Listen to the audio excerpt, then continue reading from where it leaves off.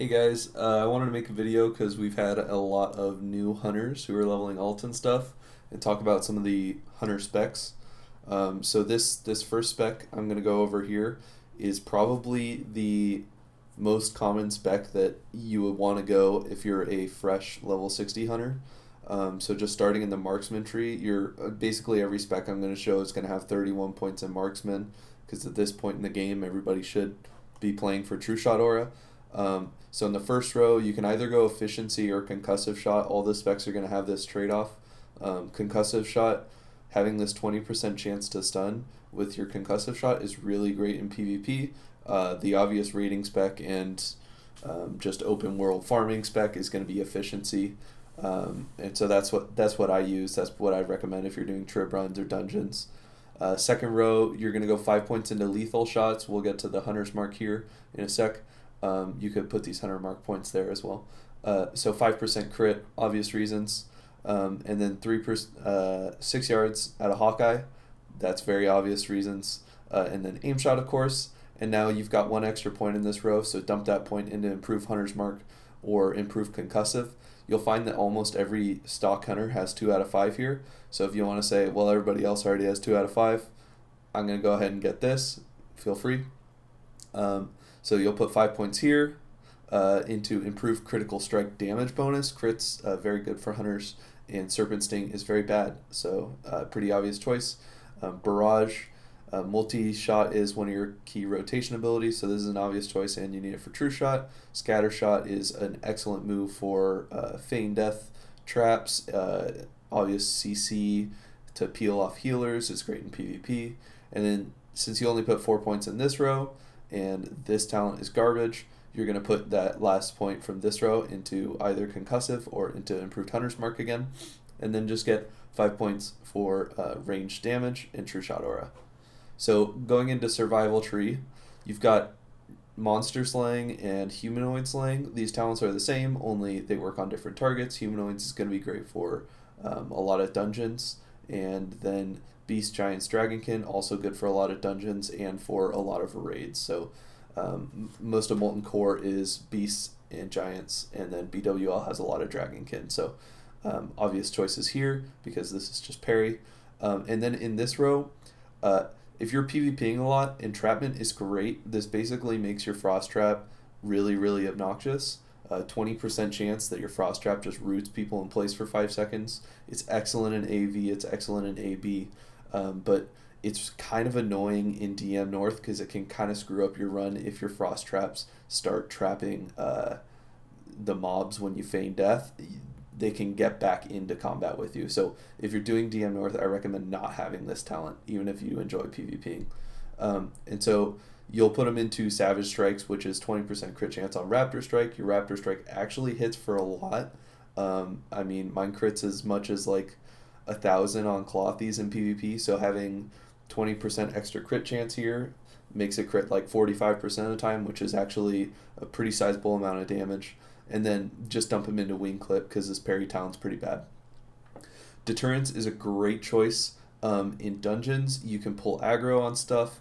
On bosses, sometimes you're going to pull aggro, sometimes your feign death is going to get resisted in your DM North runs. 25% dodge and parry for 10 seconds is significant. It puts your mitigation really high. If you combo that with Aspect of the Monkey, you'll probably be up to like 70% dodge and parry chance, and you wear mail armor, so you probably won't die. Survivalist health is obvious choice, and clever traps really isn't that great unless you're PvPing. Maybe you could get the point there for that frost trap duration. And then the 2 good talents here for why you actually go into the survival tree, you have sure-footed, so that's 3% chance to hit. So before you have Rockdalar, you're not going to want to invest 300 gold into a 3% hit scope. You're going to want to invest 5 gold into the 7 damage scope.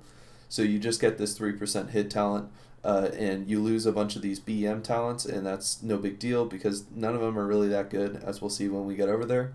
And then over here, this is the critical talent for the DM North. This is improved chance for feign death resists, meaning reduced chance. Yeah. So you'll still need to hide behind pillars and stuff when you feign death because that reduces the chance of resist, and so does range. but this talent is a game changer for DM North, because when you're running it, you probably have to feign death like 10 or 15 times, and so reducing the chance on each of those by 4% is significant, and it can prevent a lot of frustration. So that's the first build, and then I'll go ahead and redo some of these talents, go into the second build. My build currently on my hunter looks like this. So I've taken out the sure-footed because I have Rockdalar. I'm a generous guy, and so I dumped it into this improved hunter's mark. So I'm the only hunter in our guild who has this. If you're not going to go this way, you would put these 3 points into Aspect of the Hawk. This gives you a 3% chance of getting a ranged attack speed bonus. I'm not a huge fan of this talent with Rockdalar. I think once you get the crossbow with the 3.4 speed, or if you have Bloodseeker or Carapace Spine Crossbow right now, this talent is nice. But with the timing of Rockdalar being a 2.8 speed, it really, when this procs, it makes your aim shots very awkward, and you find that you're like halfway through an auto shot when aim shot comes off cooldown, and then it's kind of this weird like, do I aim shot now or do I wait for the auto shot? And it just feels clunky. It messes with your multi-shot timings too, so that's why I felt fine about taking this sacrifice and going here. But I think once I get the crossbow, I will switch and I will have that talent. Try it out with Bloodseeker, try it out with Carapace Spine Crossbow. I think it's definitely a good talent overall, just not with the 2.8 speed. So if you are going into Beast Mastery, because you don't need the improved Feign Death, or you don't need the hit talent, definitely get 5 out of 5 here. And then after that, there are a lot of options. This is garbage.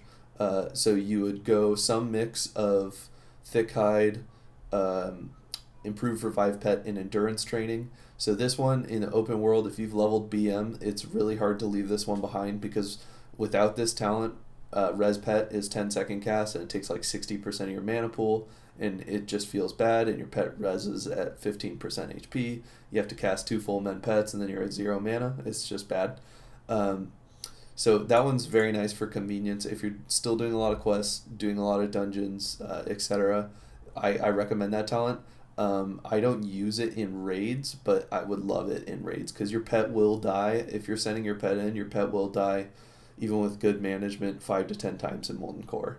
And so that actually could save you a minute over the course of Molten Core, and it'll save you even more in drinking, so it could save you some time.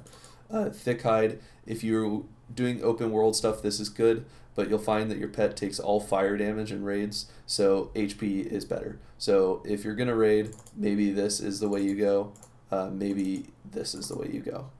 Either one's fine. Once you get into this row, Bestial Swiftness is just convenient for open world stuff, so definitely worth the value point. And then after that, Pathfinding, not needed for DM North. If you buy the better invis pots, even with lesser invis, it's not needed, so I definitely don't think this talent's worth getting. I would go with 4 points here, and then you have the choice between this, and so I would go this way. This is the improved men pet is strangely potentially useful in PvP. So if a mage Frost Nova's your pet and you have 2 points in here, you can actually potentially remove Frost Nova by casting men pet from your pet. So in that weird dead zone range against mages, this is actually a surprisingly good talent, and it adds some weird utility to men pet. So something to think about if you're a PvPer. Otherwise, I would just go with these 4 points here. And if you really are a PvPer, then you're going to drop that, and you're going to go with the... where's my last point? Oh, there it is. Intimidation, because that's better than True Shot Aura in PvP. Just having this nice 3-second stun, and Scatter Shot, and Aim Shot. These are the way to go if you can combine all 3 of these for PvP. There's also a good survival spec that gets counterattack, but you also have to sacrifice True Shot Aura for that one. It would look pretty similar to the spec we just went over.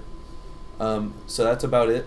You guys can watch this video, and if you have questions, go ahead and just ask me in Discord. Hope it was helpful.